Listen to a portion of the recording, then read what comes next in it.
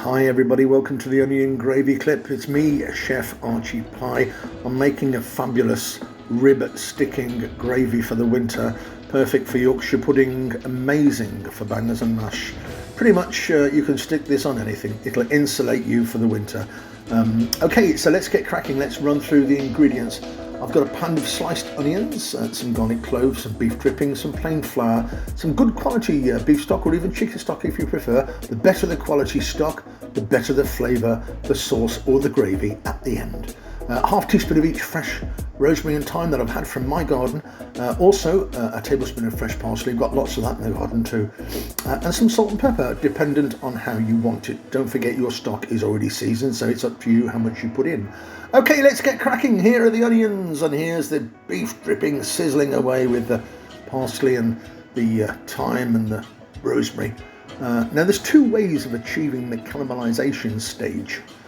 You could do it really quick, in which case you'll have to stand there and keep turning it over and over so that it doesn't concentrate too much on one side of the onion and become black. Or you can do it the way I prefer to do it, nice and slow.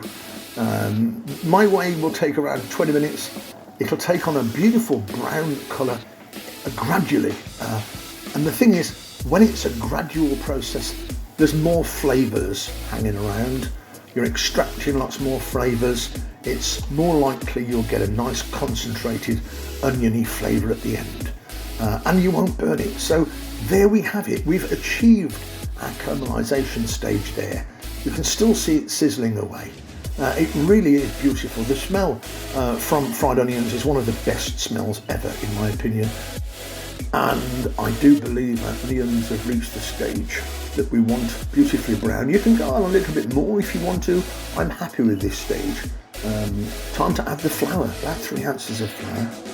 Pop it in. At this stage you might want to switch it off or even take it off the heat. Mix the flour in until you can't see the white of the flour anymore. And when you've reached that stage, it's time to add a little bit of stock. We've got 2 pints of beautiful, rich beef stock to use, and the idea of making a sauce from a roux and a liquid is to add the liquid to the roux very, very gradually over a low heat. So once you've added the liquid, here we are, a little bit more, you'll notice the paste will become looser. After each addition of liquid, the paste becomes looser until all your liquid is gone, and then you've got your sauce or your gravy at the end. So I'm just making sure all the surplus liquid isn't visible, and then once it's all mixed in, and as you can see I'm using a wooden spoon for this process. As I'm doing it slowly, there's no need to use a whisk because I'm whisking the liquid into the paste, so that negates the need for a whisk. There shouldn't be any lumps in this gravy at all, apart from the fabulous onions, that is. So as you can see, once again, the paste is becoming looser and looser after each addition of the stock. Here we are, starting to take on a beautiful consistency. Little bit more paste. There we are, absolutely fantastic.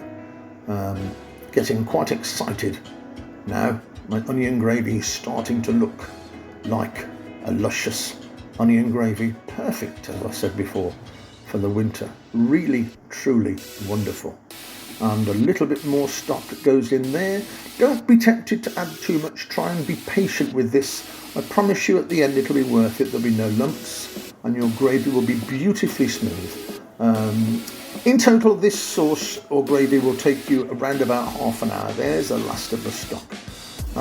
It shouldn't take much more than half an hour.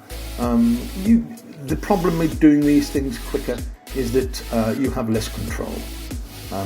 If you take your time to do it, you've got more control. So there is our end product. I'm happy with that, but I don't like the colour, so I'm going to use a little bit of gravy browning.